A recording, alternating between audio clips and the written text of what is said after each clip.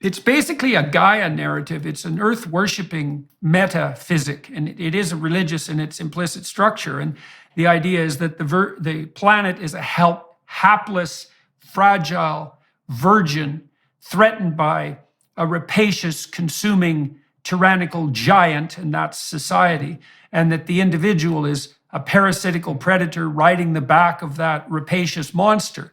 And that is a religious narrative, and it's religious because it's a fundamental narrative that frames everything else, and it also partakes of the archetypal underlying structure that makes religious stories religious.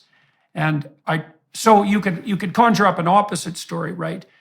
And this would flesh out the religious landscape. The opposite story would be nature is a hideous Gorgon-like demon who's hell-bent at every aspect to freeze us into terror and devour us. So that's nature red in claw and tooth. Culture is the walled garden. It's the walls of the walled garden that protects us from the absolute ravages of nature. And the human being is a heroic enterpriser bent on entering into a relationship with the planet and with culture that approximates something like environmental stewardship. It's a much more positive vision. Now, it casts nature into disrepute and probably elevates culture to unidimensionally. But you need both sides of that picture in order to have a complete picture of the world. So kids are being offered an incomplete religious view of the world that's focused on nature as hapless virgin. And so everything is being sacrificed to her. And that's complicated by another fact. And Constantine, I think this has to do with the problem that the conservatives and the liberals, for that matter, real liberals, haven't been able to come up with a promising vision. Is that, well, adolescents enter this period that Jean Piaget called the Messianic. Now, not everyone gets to that point, but relatively cognitively sophisticated kids do. And so this is about age 16 to 20, let's say. This is also when you want to induct kids into the armed forces if you actually want to manage it effectively. It's really when the final touches of their enculturation occur. It's when their prefrontal cortexes prune themselves most thoroughly.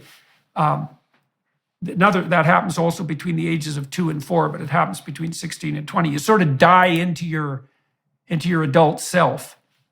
Anyways, Piaget noted that people of that age, cross-culturally, have a desire to identify with a purpose that transcends themselves, and that would be cultural identity, right?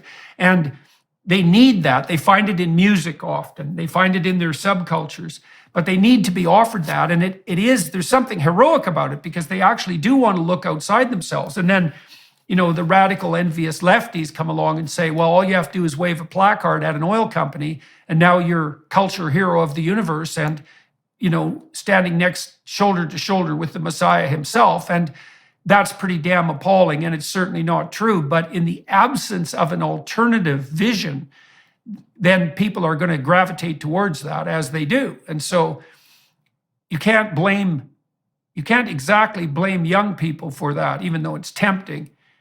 Now, and then there's a narcissistic element too.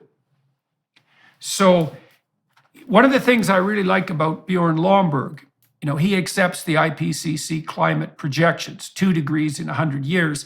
He's attempted to model that as decrement in GDP production. So he figures, given current trends, we'll be 400% richer by the year 2100. But then you can knock off some percentage of that because of the costs of climate change. And that'll be non-trivial. I think he basically concludes we'll be like 350% richer instead of 400%.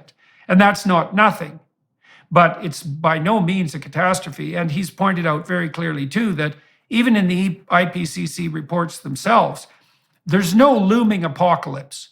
And the idea that there's a scientific consensus about the apocalypse, that's a lie. Now, I think the reason people want to fall for it is because we also like to accrue to ourselves unearned moral stature.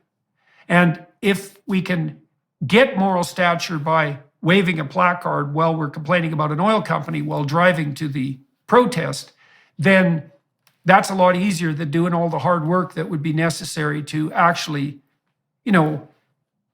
start a family and operate properly in a community and maybe join a church or join a political party and actually tromp through the difficult process of trying to figure out how to do something concrete and real that would actually be of service. And so this woke enterprise is extremely attractive to narcissists. And that doesn't mean they're all narcissists, but it's extremely attractive to narcissists. And so